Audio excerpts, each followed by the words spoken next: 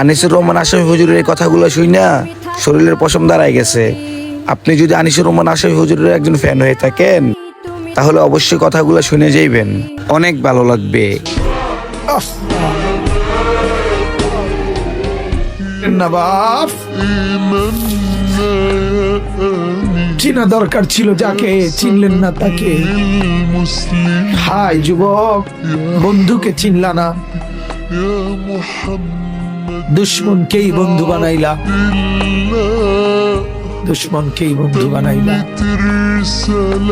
আপন বন্ধু যিনি তাকে চিনলা না, দুশ্মনকেই গ্রহণ করলা চেহারায় সুরতে, চলনে বলনে আচারে উচ্চারণে। বেঈমান যেভাবে সাজায় দেয়। সত্যি করে বলবেন আপনার কাছে কথাগুলো কেমন লাগছে, অবশ্যই কমেন্টে জানাইবেন।